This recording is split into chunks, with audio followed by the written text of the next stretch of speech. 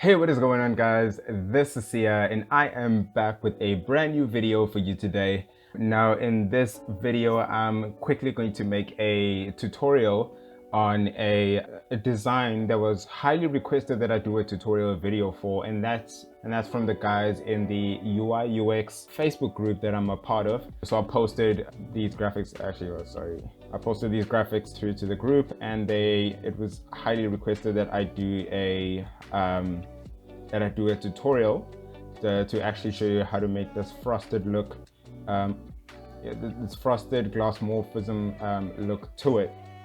Now, if you don't already know, glassmorphism is it's a new kind of a concept. I'll put it as a concept. I mean, we don't even know if it's practical as yet. Actually, it isn't as practical, but it's a nice feel to it.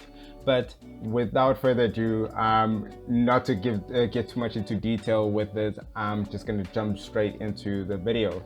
So the first thing that I'm going to mention is even though I might be doing this in Figma, this can be used with Adobe XD as well, so you can follow along in the same way as well.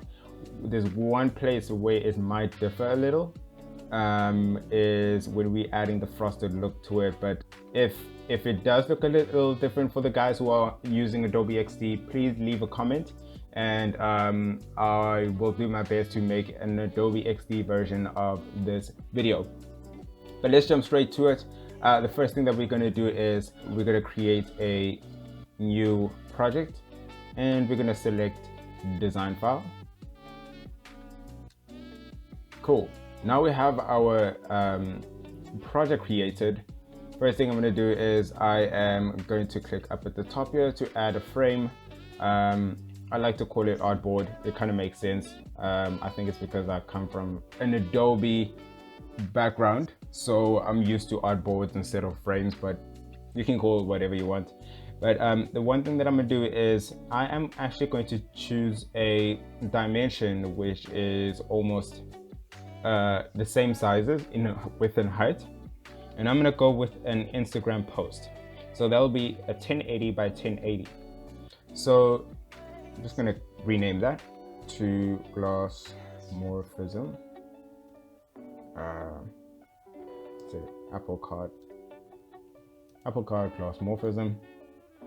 And one thing we're first gonna do is, once you've added your artboard or your frame, the first thing that we want to do is we want to change the color to kind of work with our design, just so it allows our Glassmorphism apple card to kind of stand out. So the first thing that what I'm going to do here is I'm actually going to change the color of this to something a little different. So I'll go more towards the pinkish, I think maybe like a purple. You can make it probably this color. I think that'll work. And then I'm actually going to make it, you can keep it as a solid if you want, but I enjoy working with linear gradients, so I'm going to change that to a linear gradient. Just move it aside so I'm able to see what I'm working with. I'll make it an end to end from the top corner to the bottom right corner. And our second color over here would be more of a reddish pink, and we'll make it that. Oops. Select that again. Make sure that the opacity is set to 100. And then I'll add another point in the center just so I can control how much I want, how much of that I want. And then I'm just going to increase this a little bit. That looks just about fine. But in the end, I'll show you as well how we can add more detail to it to kind of make our card pop a little. So next thing that you want to do here is we're going to add a rectangle. So I'll click on rectangle. I'm just going to click here so I can sort of like add a square, then I can adjust accordingly. Make that just a little bigger. I think that's perfect. I'm going to center that. Great. So now that you have your rectangle here, now what we want to do is we want to give it I'm not a fan of cards that kind of have, I mean, I haven't really seen any cards that have any jagged edges, or sharp edges. So we're going to add a border radius, and we'll click right here for corner radius, and we'll change it to a 15, which looks great. You can make it a 10 as well, but a good ratio or a good radius is 15. So, and then what I'm going to do is I'm going to click on the fill, I'll select solid, and then I'll change to linear gradient. So we're just going to add that opacity look to our card. I'm going to adjust this a little bit. And down the edges more that way. Maybe we'll just make it edge to edge. And then our first value we're actually going to work with is, this is going to be a 40%, and then our second one is going to be a 10%, just to give it a nice look to it. Maybe we can even actually increase those values to like a 50, and then the second one would be a 20. I think that'll work. That'll work for now. And then this next thing that we want to do, actually, hold on. Before I do that, not so happy. Probably bring it back down to like a 45. It's all about adjusting until you find the perfect value for what you're looking for. I think I'm happy with that. I'll just go with that. We're already looking great. Now, the next thing that we want to do is we want to add a, I'm going to start by adding a drop shadow. I'm going to add an effect. We'll give it a drop shadow. We'll click on the sort of like the sun icon just to open that up. And now the values that we're going to be changing here is, first we're going to adjust our blur, and we're going to set our blur to a 24. And then what we want to do, we'll leave the Y, and then we change the spread to a -1. We can keep it at the 25, that's fine, that should be okay. We can click out of that. And then the next thing that I'm going to do is I'm going to add a stroke. So what this is going to do is it's going to give a, almost, if I have the right words for it, kind of like a shimmering look to the corners or the edges of the card, so that it seems as though that the lighting is hitting the, it's basically hitting the edges of the card from both sides. So we're going to add that stroke. Click on stroke, and we change from solid to linear. We'd adjust those values, just kind of the same way that we have with our background. And then the top value, we'll change that to the purple, and then our bottom value would change to our pinkish color, but we would adjust that down to a 75%, just so it's not too obvious, but you can almost see it, the finer detail. That will also come down to maybe, we'll leave that at a 90. Okay, as you see, it's kind of looking a little cool, as though the light is hitting. And then maybe what I can do is I'll add another one in between that, just so I can adjust that a little further. Let's bring that down.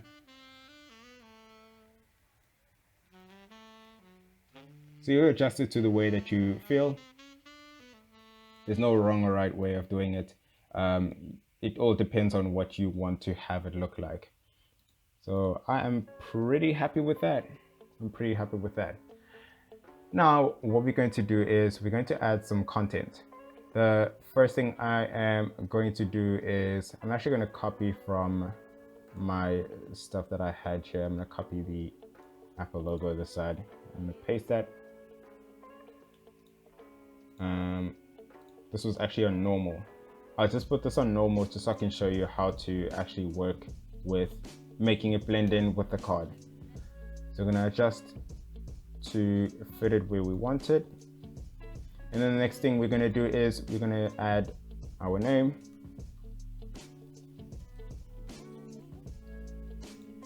I'm going to increase the size there a little bit to maybe, we'll make it a 36. I think that should be perfect. Actually, it's a little too high. Great. And then we'll change the height, the font weight to a bold. I think that looks great. And then obviously I just want to adjust the spacing of that. 2% it great, will work fine. Okay, great. The next thing that I want to do is I'm just going to add a small rectangular shape here. I'm not going to go too much into detail with this one. This is kind of like basically the purpose of this is just that how do I put it? It's basically the chip of the card. That's what this is.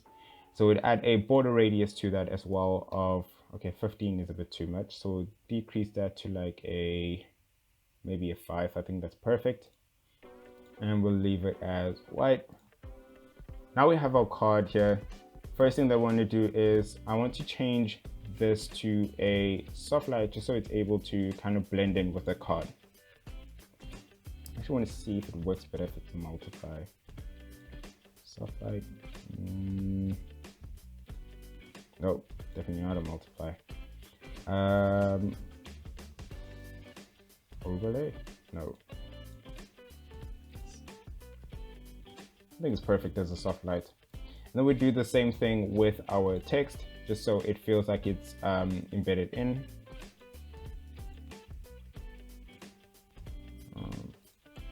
Soft light thing. I actually want to make that an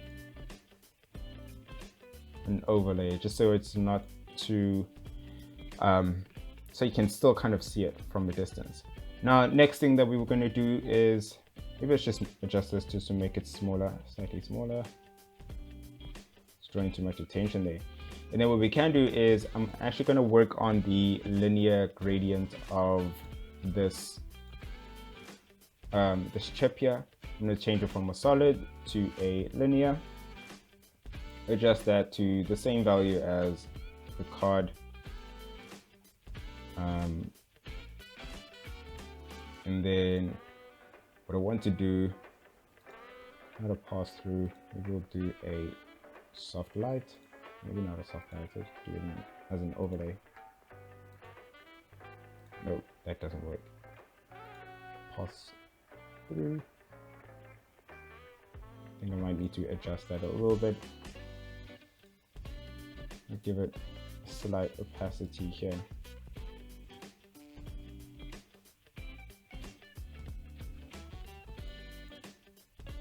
How does that look?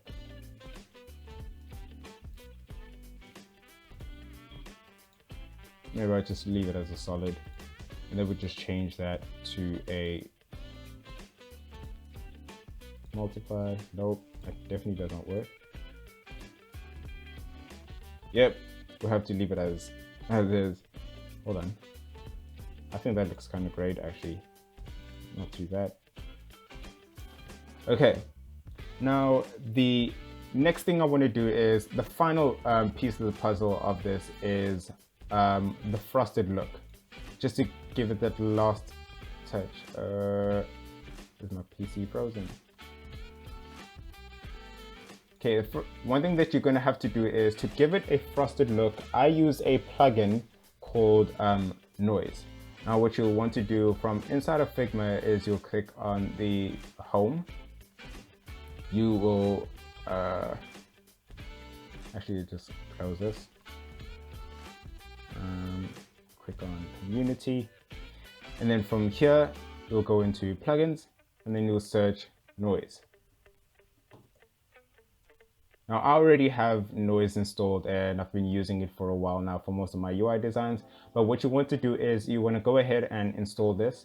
And once you are done with installing it, you can jump back into your project again. All right. So once you have your plugin installed, we will click on the drop down arrow where the Figma icon is, or Figma logo is, and then we'd go to plugins and we click on noise. And then we want to adjust it just so there's a little, it feels like there's a lot more noise going on. And then I would click on OK. Close your settings. And then what we want to do is I actually want to group all of these values together with the Apple logo. And I want to group that. I'm going to call that content. And this rectangle, we're going to place that our noise inside, just so we're able to kind of like work with it better. Oh.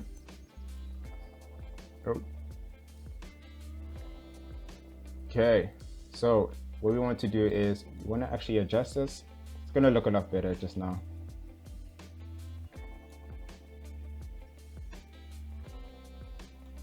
Don't want to touch the edges because that's where the glow is actually coming from, as you can see here.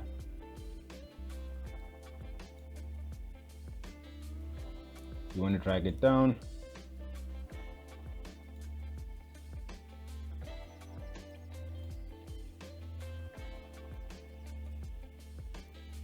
And spread it all the way to the end.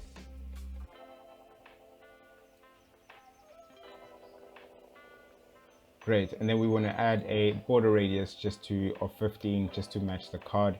And then the next thing that we want to do is we want to adjust the opacity because this is just way too much at the moment. So we'll bring down the opacity. I'll click on that. I think it's a 15%. And then what we want to do as well is I kind of want to give it a look, not a pass through, but more of an overlay. Right, now we have our frosted look, and there you go, ladies and gentlemen. That is your Apple card right there with a frosted look. So I hope you guys really enjoy this, and if you haven't already subscribed, please subscribe and drop a like. And leave a comment if this didn't work out for you and you're using Adobe XD. Drop a comment and just let me know if you're struggling with that. I'll make another video around this on Adobe XD as well. But thank you guys so much for watching. I will see you guys on the next video.